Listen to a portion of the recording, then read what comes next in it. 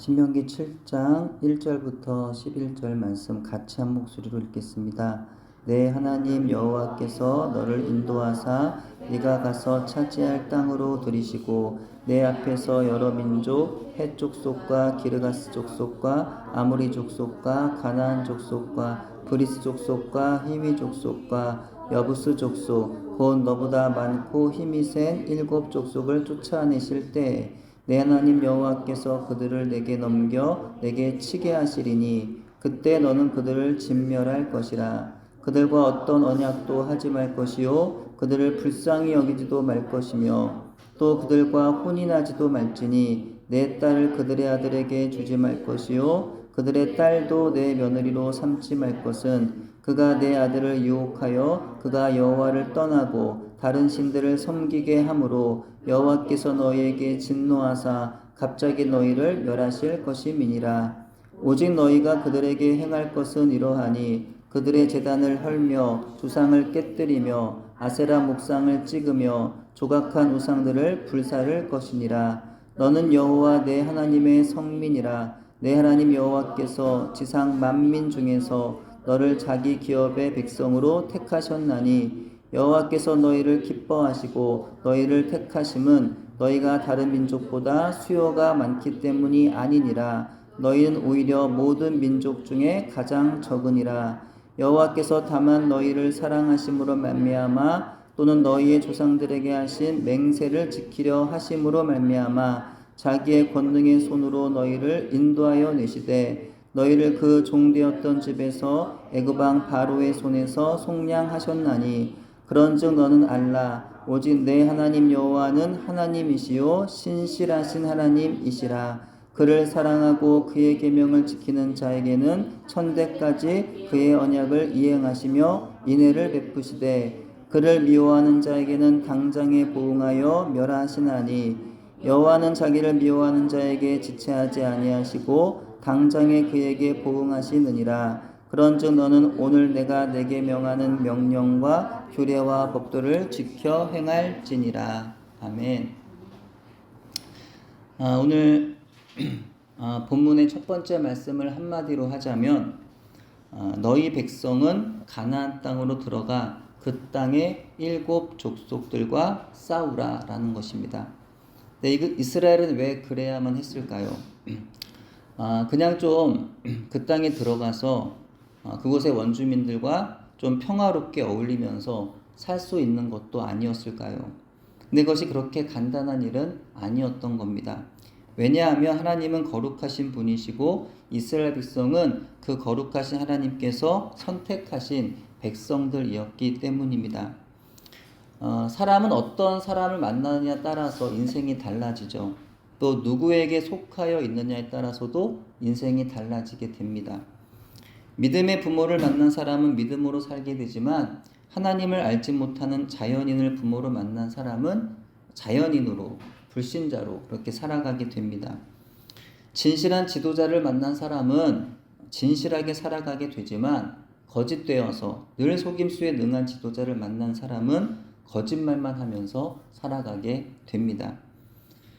전혀 살아있지도 않고 아무런 사리 판단도 내릴 수 없는 나에게 어떤 유익도 줄 수가 없는 세상의 헛된 우상을 신으로 섬기는 사람은 인간의 욕심을 추구하며 살아도 상관이 없는 것이지만 살아계신 하나님, 우리의 옳고 그른 것을 판단하시며 우리가 행한 대로 갚아주시는 하나님을 섬기는 사람은 절대로 인간의 욕심을 추구하며 살아갈 수는 없는 겁니다.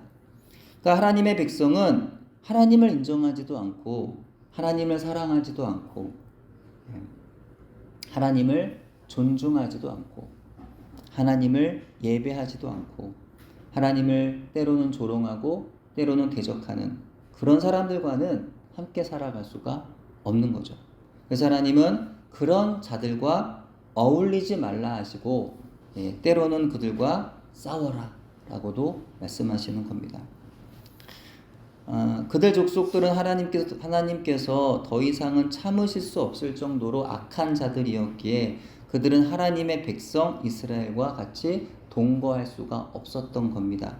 그들을 남겨두면 반드시 이스라엘에게는 올무가 되어서 그들의 악한 전통과 문화 생활에 이끌려 이스라엘이 같이 타락할 것이 자명했기 때문이죠. 하나님 말씀하시는 것이에요. 다음 화면에 보시면은 이렇게 말씀하시는 거죠. 그들과 싸워라. 내가 그들을 너희 앞에서 쫓아내리라. 쫓아는 내되 너희들은 가만히 있는데 그들이 스스로 쫓겨가는 일은 일어나지 않을 것이다. 그들을 내가 너희 손에 붙일 것이니 너희가 싸워 승리함으로 그들이 쫓겨나도록 할 것이다. 그러므로 너희는 무서워 말고 두려워 말아라. 애굽에서 나의 손이 어떻게 움직였는지를 기억하고 너희는 담대하게 나아가 싸워 그들을 진멸하라. 예. 여기서 진멸이란 단어가 나옵니다. 모두 다 죽이라는 말씀이에요.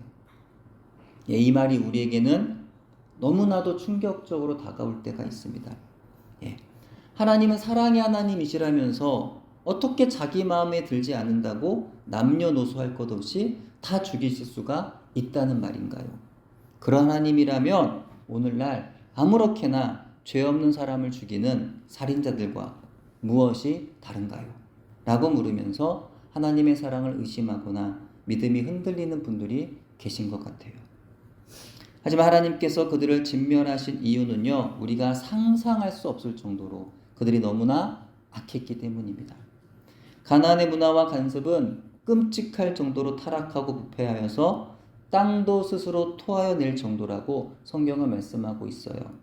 레위기 18장 24절 25절에 이렇게 말씀해요. 너희는 이 모든 일로 스스로 더럽히지 말라. 내가 너희 앞에서 쫓아내는 족속들이 이 모든 일로 말미암아 더러워졌고 그 땅도 더러워졌으므로 내가 그 악으로 말미암아 벌하고 그 땅도 스스로 그 주민을 토하여 내느니라.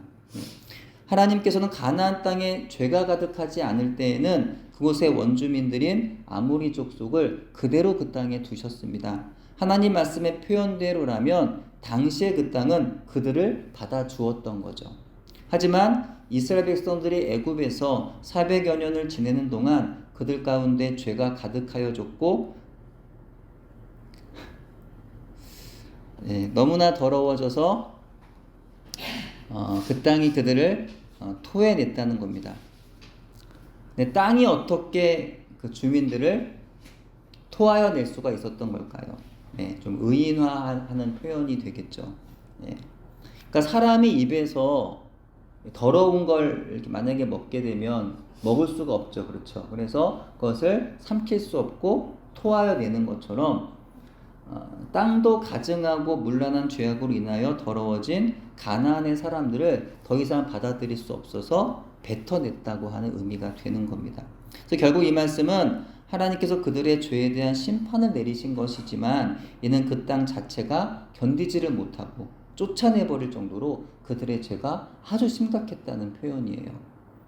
이것은 달리 생각해보면 이제 그 땅에 들어가게 될 이스라엘 백성들조차도 거기서 하나님을 버리고 우상을 숭배하며 죄를 범하게 되면 그들 역시도 그 땅에서 토하여냄을 당할 수 있다는 겁니다. 그래서 우리는 때로는 불공평하다는 말들을 좀 하게 되죠.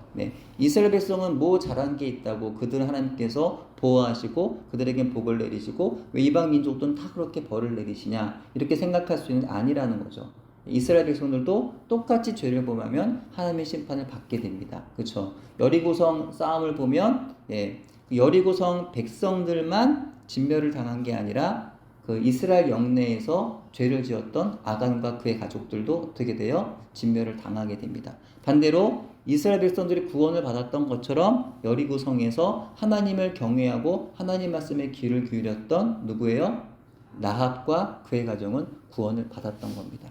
그래서 하나님께서 불공평하게 누구는 사랑하고 누구는 사랑하지 않고가 아니라 하나님을 경외하는 사람들, 하나님 말씀에 귀를 기울이고 하나님을 따라 살아가는 사람들에게 은혜를 베푸시고 복을 주신다는 거예요. 다음 화면. 당시 가나안의 원주민들이 얼마나 음란하고 폭력적이며 잔인했는지는 고고학적으로도 밝혀진 사실입니다. 그래서 성경은 가짜가 아니냐, 과학적으로, 고고학적, 학문적으로 증거가 없지 않느냐라고 말할 수 있는데 아니라는 것, 증거가 다 있다는 겁니다. 예.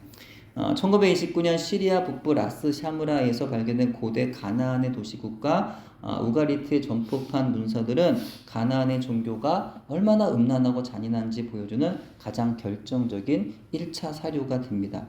그들은 가나안의 주신인 바알과 풍요의 여신인 아낫과 아세라를 숭배하는 과정에서 풍요를 기원하는 필수적 예배 행위라고 하여 성전 창기들과의 집단 음행을 행했습니다. 가나안 전역에서 발굴된 산당 유적에서는 그들의 음란한 행위의 대상이었던 여신상들이 대거 출토가 되었고요. 그런가 하면 그들의 여신 아낫이 적들의 머리와 손을 잘라 몸에 장식하고 피를 밟으며 기뻐하는 신화적인 내용이 기록되어 있는데 이는 당시 가나안인들이 숭배하던 가치관이 얼마나 폭력적이었는지를 증명하고 있습니다. 가장 충격적인 것은 그들이 자기 자신의 자녀들을 불태워서 몰록에게 바쳤던 인신제사가 그들 가운데 아주 성행했다는 사실입니다. 그래서 성경 레위기 18장 21절, 신명기 12장 31절에도 기록이 되어 있습니다. 20세기 고고학자 마칼리스터 등이 겟셀을 발굴할 당시 가나안 식당의 거석 아래 항아리 속에서 불에 탄 영아들의 유골이 다수 발견이 되었습니다. 이는 건축물들을 지을 때 신의 축복을 빌며 어린아이를 제물로 바친 기초 제사의 흔적으로 해석이 됩니다. 또한 페니키아인들이 북아프리카에 세운 식민지 카르타고에서는 수천 개의 항아리에 담긴 유아 유골 매장지가 발견이 되었습니다. 그 비석에는 바알 함몬 신에게 바쳤다라는 명문이 새겨져 있습니다. 그래서 얼마나 사람이 타락하고 얼마나 악해지면 자기 자녀를 그렇게 죽일 수가 있다는 말일까요? 예.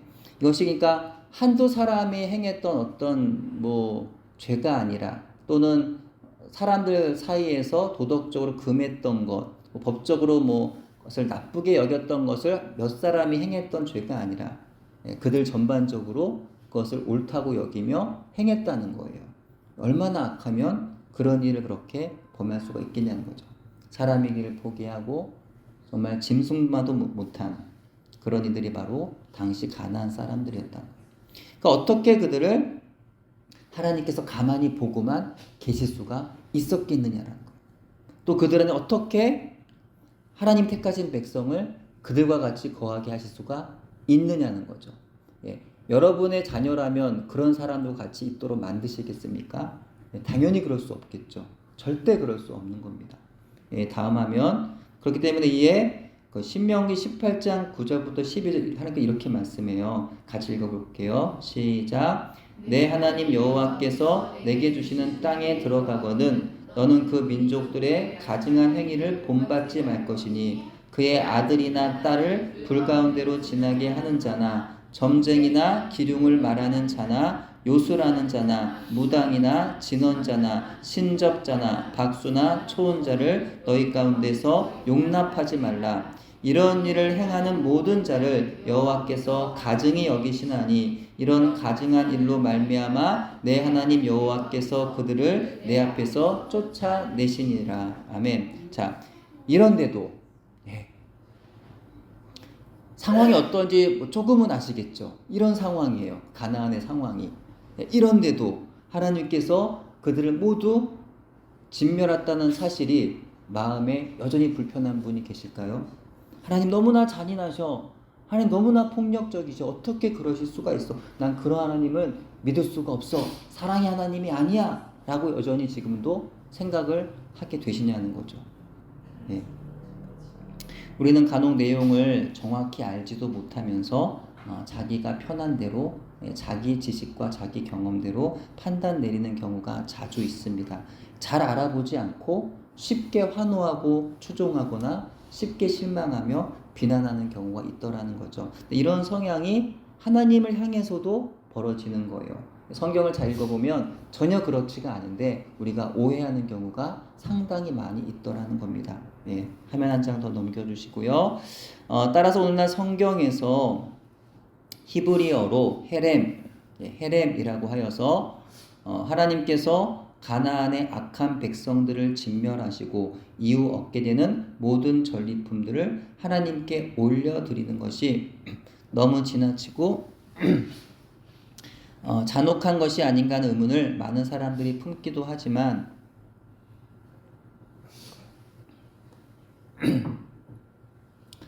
사실 그들의 극에 달한 죄의 상태를 본다면 거룩하신 하나님께서 그들을 왜 진멸하실 수밖에 없었는지를 알 수가 있는 것입니다. 그러므로 이스라엘을 통한 가나안 정복 전쟁은 하나님의 성품이 담겨져 있는 거예요. 그 전쟁에. 단순한 전쟁이 아니라 그 안에 하나님 얼마나 거룩하신 분이신지, 얼마나 하나님께서 죄를 미워하시고 용서하실 수가 없으신지, 이것을 반영한 전쟁이 바로 가나안 정복 전쟁이었다는 거예요. 또 하나님께서는 가나안에 만연한 저 악으로부터 하나님의 백성인 이스라엘이 오염되지 않도록 하시기 위해서, 그렇기 때문에 그들에게 진멸 작전을 명령 내리셨던 겁니다. 여호와 하나님은 결코 그들이 이스라엘 백성과 공존할 수 없음을 분명히 하셨던 건데요. 하나님은 그들의 일부를 얼마간 남겨두어도 좋다고 말씀하지 않으셨습니다. 그들 전부를 진멸시키고 그들 모두를 그 땅에서 몰아내라고 말씀하고 있습니다. 그리하지 않으면 그들과 더불어 이스라엘은 혼탁해질 것이라고 말씀하고 계셨던 겁니다. 자, 혼탁해지는 문제는 단지 혈통의 문제가 아니에요. 자, 하나님께서 가나안의 여자를 아내로 맞이하지 말고, 그래서 너희의 아들과 혼인시키지 말고, 또 가나안의 남자를 너희의 딸들과 혼인시키지 말라고 하셨는데, 그것은 그들이 가나안 사람으로 남아있는 동안에는 그렇게 하지 말라는 의미입니다. 그러니까 나중에 가면 사사기에 보시면은 야일이라고 한 여인이 등장해요. 또 사무엘서에 보시면은 다윗의 장군 우리아라는 사람이 등장을 하죠.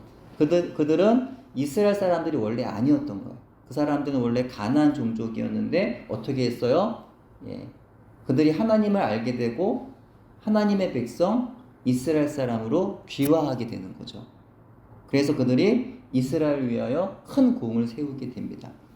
그래서 이러한 그런 어떤 이 말씀들이 그들에까지 해당하는 명령은 아니었다는 거예요.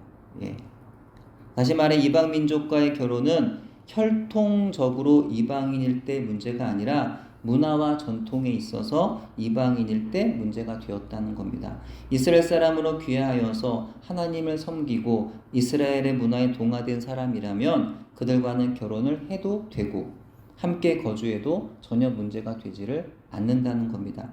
하지만 문화가 다른 이방 민족과 혼인하거나 동거하는 것을 하나님은 금하셨던 거죠.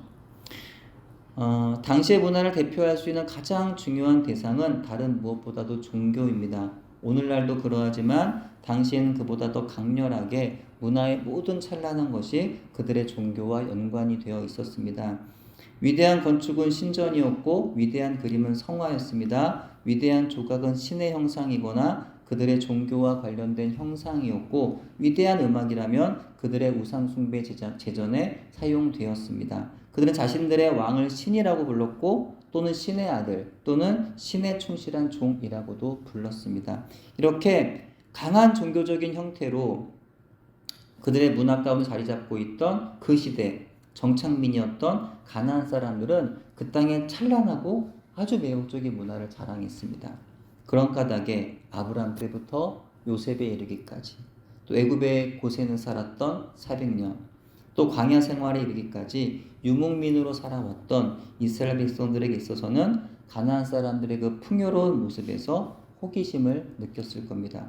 그들의 풍요롭고 안정적이며 화려한 생활에 이스라엘 백성들의 마음이 도취되지 않을 수가 없었던 거예요. 결국은 그들의 우상 숭배의 음란한 문화에까지 이끌릴 수밖에 없었던 것이죠. 그렇기 때문에 하나님은 그들과 혼인해서는 안 된다고, 그들과 같이 문화를 공유해서는 안 되는 것이라고 매우 엄중하게 말씀할 수밖에 없었던 겁니다. 이와 같이 본문의 첫 번째 말씀이 하나님께서 들이시는 그 땅으로 들어가면 그 땅의 주민과 혼인하지 말고 싸우라 라는 것이었다고 한다면, 두 번째 말씀은 너희들이 하나님의 언약을 잘 기억하고 그 명령을 지키면 너희를 그 땅에 들어가게 할 것이고 하나님의 백성으로서 너희를 통하여 하나님의 경영을 이루시겠다라고 하는 말씀이었습니다. 하나님께서 자신의 경영을 이루기 위해서는 그들이 가나안 안에서 미미하고 보잘것없는 백성으로 남아서는 안 되었습니다. 언제든지 큰 나라가 들어와서 치면 넘어져 버리는 그 연약한 나라가 되어서는 하나님의 영광을 이룬 나라로 세울 수가 없더라는 거죠. 그런 이유로 하나님은요, 이스라엘에게 세상의 복도 약속해 주신 거예요. 그래서 하나님의 언약을 잘 지키고 순종하면 물질적으로도, 군사적으로도, 경제적으로도 같은 말인가요? 번성할 것을 약속해 주신 거예요. 내부적으로는 하나 될 수 있도록 연합할 수 있게 해주신다고 하였고, 또 외부적으로는 승리를 주시겠다고 약속해 주셨습니다. 이렇게 하심을 역사 가운데 하나님의 백성으로서 그들의 존재 가치를 뚜렷하게 나타내 보여 주시겠다는 것입니다. 하지만 반대로 그들이 하나님 언약을 지키지 않으면 어떻게 됩니까? 오히려 빈곤해질 거다. 내부적으로는 분열하게 될 것이다. 대적들이 치고 올라가서 너희를 집어삼킬 것이다. 그들이 승리자가 될 것이다. 이렇게 말씀하는 거예요. 그래서 이스라엘은 결국 다른 민족들의 노예가 될 것이고 모든 전통과 문화의 형태가 소멸될 것이다 라고 말씀하고 계십니다. 여기서 우리가 주목해야 할 것이 있어요. 그것은 이 신명기에서 하나님께서 이스라엘 백성들과 맺으신 축복과 저주의 약속이 오늘날 우리에게 그대로 적용될 수는 없다는 거예요. 당시 하나님께서 그 이스라엘과 맺으신 언약은 그 당시 이스라엘 백성들에게 해당하는 특별한 상황에 주어졌다는 겁니다. 그래서 당시 하나님께서 자신의 백성을 세우시기 위한 독특한 경륜의 한 방식이었다는 거예요. 때로는 하나님께서 이스라엘을 사용하시기 위해 하심과 같은 복을 우리에게도 주시려고 하시는 하나님의 그 경륜이 동일하게 적용될 수 있는 것이지만 신명기 언약의 말씀이 언제나 그대로 우리에게 적용되는 것은 아니라는 사실을 우리는 기억해야 하는 겁니다. 자, 그렇다면 하나님은 이스라엘 사람들을 왜 하나님 백성으로 삼으신 걸까요? 이스라엘 백성은 하나님께 있어서 어떤 민족이고 또 이스라엘 백성은 하나님 앞에 어떤 민족이 되어야 했던 걸까요? 자, 이스라엘 백성은 단순히 세상에 존재하는 하나의 민족일 수 없습니다. 그들은 하나님과 계약을 맺은 거룩한 공동체, 거룩한 백성이었어요. 출애굽기 19장 5절 6절에 하나님 이스라엘 일컬어서 이렇게 말씀하고 계세요. 다음 화면 말씀 같이 읽겠습니다. 세계가 다 내게 속하였나니 너희가 내 말을 잘 듣고 내 언약을 지키면 너희는 열국 중에서 내 소유가 되겠고 너희가 내게 대하여 제사장 나라가 되며 거룩한 백성이 되리라. 아멘. 이스라엘 백성을 향하신 하나님의 약속은요, 그들에게만 주어지는 것으로 끝나지 않습니다. 그 말씀은 예수 그리스도 안에서 오늘날의 신약의 교회로 또 오늘 우리에게까지 계속해서 이어지는 거예요.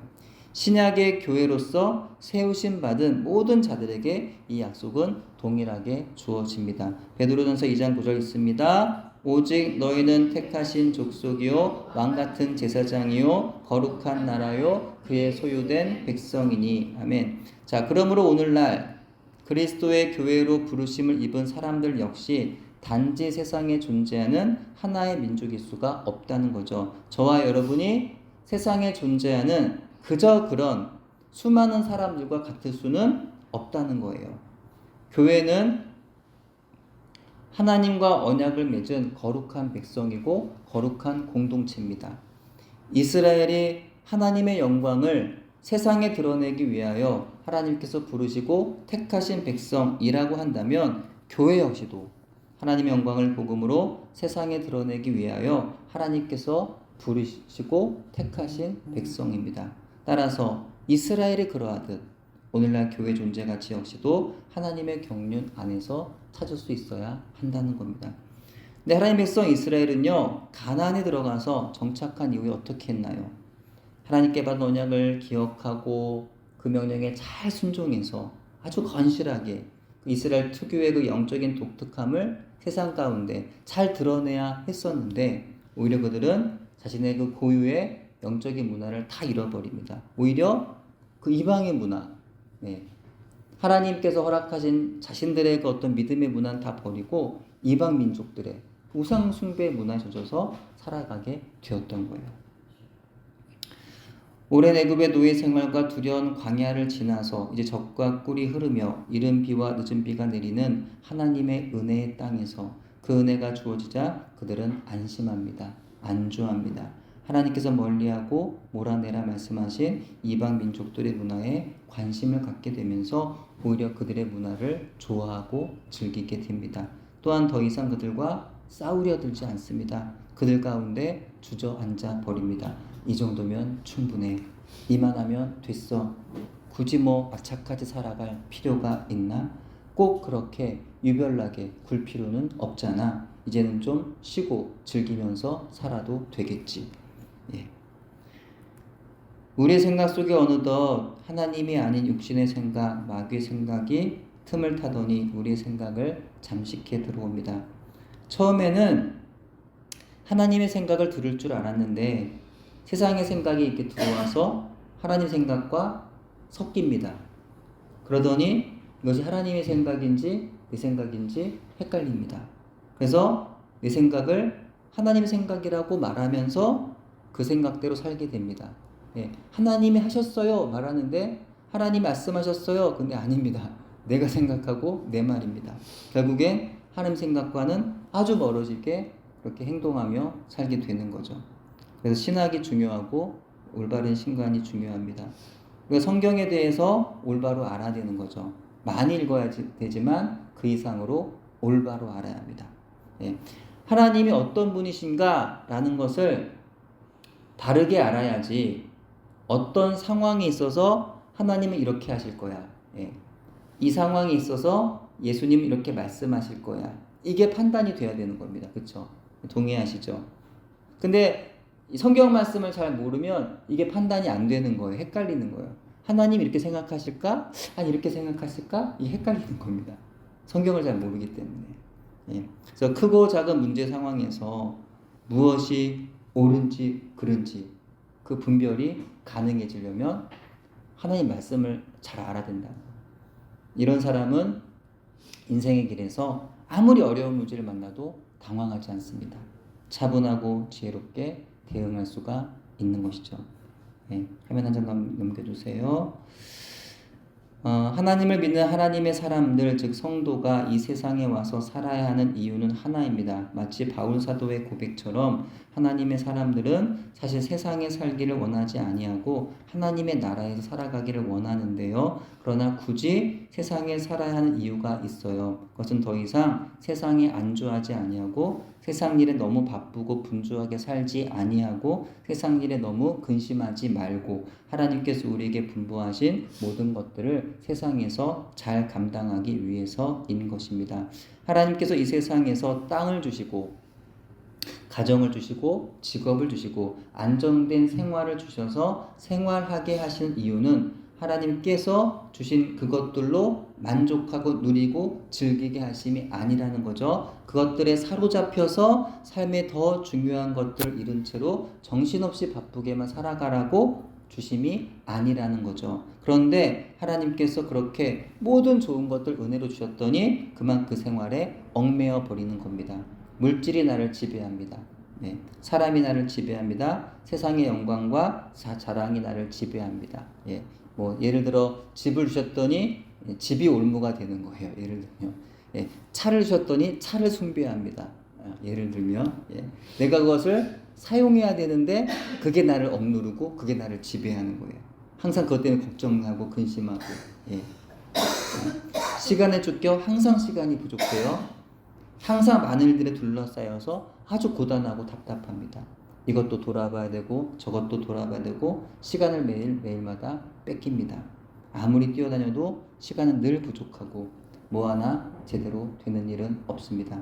그리고는 정적 하나님의 영광을 위해서는 살아갈 겨를이 또 시간이 여유가 없다고 말합니다. 하지만 하나님의 은혜로 구원받은 성도는 이스라엘 백성들 같은 실수를 반복하지 말아야 한다는 것이죠. 우리를 구원하신 하나님 은혜가 헛되지 아니하도록 우리는 살아야 합니다. 우린 거룩한 백성으로 하나님의 영광을 위하여 받은 사명을 마땅히 감당하며 살아야 하는 줄로 믿습니다. 이스라엘 백성은 이후 하나님의 은혜로 여호수아와 함께 가나안을 정복하게 되죠. 하지만 하나님의 택한 백성 이스라엘에게 임한 은혜는 완성이 아니었어요. 그들이 오랜 노예 생활에서 벗어나 길고 힘겨운 그 두려운 광야를 지나서 더 길고 힘겨운 가나안 전쟁 정복을 통과해서 이제 드디어 가나안에 정착하여 풍요를 누리며 살게 되었지만, 이제 전쟁이 없는 안정을 누리며 살게 되었지만, 그들이 간과하지 말아야 할 것은 가나안은 하나님의 나라가 아니라는 것이었어요. 야, 여기가 좋네. 여기가 파라다이스네. 여기가 천국이야. 하나님의 나라는 뭐 여기가 하나님의 나라인데, 아니라는 겁니다. 아직 아니라는 거예요. 그들은 가나안에 정착한 이후에도 하늘의 영적인 가나안을 바라보아야 한다는 겁니다. 하나님께 받은 은혜 안에서 더욱 하나님을 알고 그분의 계명을 힘써 지켜야 할 사명이 그들에게 여전히 지금도 주어져 있다는 겁니다. 마찬가지로 오늘날 하나님이 택한 백성인 성도들에게 임한 은혜도 완성이 아닙니다. 설령 우리가 세상에서 광야와 같고 전쟁과 같은 환란의 때를 지나서 이제는 가나안과 같은 도시에 풍요로움의 은혜를 누리게 되었다 할지라도 여전히 우리에게는 해야 할 일이 남아있다는 거예요. 먼저 우리가 받은 구원이 아직은 완성이 아님을 기억해야 한다. 둘째는 그 구원이 완전히 이루어진 날까지 하나님을 알고 하나님을 더 힘써 알고 그분의 계명을 힘써 지키며 하나님께 받은 사명을 감당하는데 열심을 다해야 한다는 것입니다.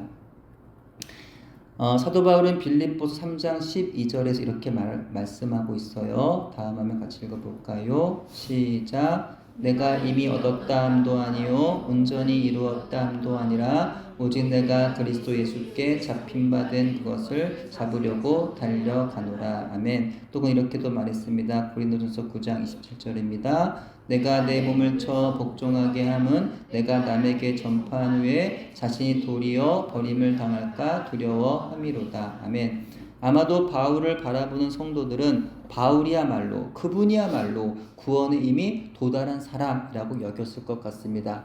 바울이 구원을 받지 못한 사람이라면 누가 구원을 받을 수가 있겠느냐? 바울 선생님은 구원이 확정된 사람이다 라고 많은 사람들은 분명히 여겼을 것 같습니다. 그러나 바울은 성도들에게 그런 인상을 남기고 싶지 않아서 걱정하면서 그들에게 분명하게 선언하고 있는 거예요. 이렇게 예수님을 위하여 살아가다가 비록 이곳에 갇혀 있지만, 그런 나이지만 지금도 믿음의 경주를 계속하고 있는 것은 자기 자신도 마찬가지라는 겁니다. 교회 전반에 걸친 완전론자들, 구원이 끝났다고 하는 오늘날의 구원론자들과 같이 한번 구원의 은총을 경험하면 이후의 삶과는 상관이 없이 이미 구원이 완전히 이루어졌다고 여기는 그릇된 오해를 하지 말 것을 권면하고 있는 것입니다. 예수 그리스도 안에서 복음을 받아들여 회개하고 변화되었더라도 그에 합당한 생활을 하지 못한다면 구원에 이르지 못합니다. 행위가 구원의 조건은 당연히 아닌 것이지만 행위는 믿음의 열매이기 때문입니다. 또한 믿음과 행위는 하나로 가는 것이지 따로 뗄 수 있는 것이 아닙니다. 마르틴 루터도 말했던 것처럼 믿음은 결코 홀로 있는 것이 아니라 그 믿음은 기쁘고 의심치 않는 순종을 필히 동반하게 되는 것입니다. 따라서 구원을 받은 성도라면 과거의 세상에 속한 삶이 아닌 하나님과 그분의 아들 예수 그리스도의 계명에 따라서 거룩하게 변화된 삶을 살아야 하는 겁니다. 그래야 참 하나님 백성이고 진짜 그리스도인이라는 것이죠. 여러분, 하나님의 은혜를 받으셨습니까? 지금 하나님의 은혜를 누리고 살아가고 계신가요? 하나님께서 여러분에게 여러 가지 은혜를 주셨다면 그 은혜로 더욱 하나님을 깊이 알기를 소원하며 하나님의 일을 잘 감당하는데 더 열심을 다하시기를 주의 이름으로 권면을 드립니다. 에베소서 5장 10절 이렇게 말씀합니다. 다음 화면에 보시면은 같은 말씀이 반복이 되는 건데 개역 개정, 표준 세번역, 메시지 성경 말씀이에요. 또 이어서 고린도후서 5장 9절의 말씀입니다. 한번 같이 한번 읽어보겠습니다. 주를 기쁘시게 할 것이 무엇인가 시험하여 보라. 주님께서 기뻐하신 일이 무엇인지를 분별하십시오. 그리스도를 기쁘시게 해드릴 일이 무엇인지 생각하고 그것을 행하십시오. 그런즉 우리는 몸으로 있든지 떠나든지 주를 기쁘시게 하는 자가 되기를 힘쓰노라. 아멘. 자, 이와 같이 구원의 은혜를 완전히 이루는 날까지 세상에서 하나님의 택하신 백성으로서 받은 여러 가지 은혜에 감사하되 그 은혜에 안주하는 게 아니라 그 은혜를 하나님이 기뻐하신 일에 사용하는 기회로 삼아서 더 열심히 사랑하시고 더 열심히 섬기시고 충성하시는 여러분 되시기를 축복합니다. 세상의 어두운 것들과 더러운 것들에서는 마음에서부터 떠나 오직 하늘의 선하심과 의로우심을 따라 하나님을 기쁘시게 하여 드리는 자녀로 세상을 살아가는 저 또 여러분 되시기를 주의 이름으로 축원합니다. 기도합니다. 거룩하신 아버지 하나님, 저희가 다 한마음으로 하나님 말씀에 귀를 기울이며 겸손히 순종함으로 아버지 하나님의 거룩한 성품을 회복할 수 있게 주옵소서. 비록 세상 속에서 살아야 하는 그리스도인이지만 세상이 아닌 하늘에 속한 그리스도인으로 살아가게 하여 주옵소서. 세상의 탐욕과 교만과 음란과 폭력에 물들지 않으며 구별되어서 이 땅에서 하나님 나라 백성의 방식으로 살아가도록 저희를 붙잡아 주시고 저희의 마음과 입술의 말부터 거룩한 하나님의 자녀의 그것으로 바꾸어 주시며 우리 행실에서는 예수님의 향기가 날마다 날 수 있도록 그렇게 하나님을 기쁘시게 하는 자녀로 세상을 살아갈 수 있게 저희를 붙잡아 주시옵소서. 예수님 이름으로 기도합니다. 아멘.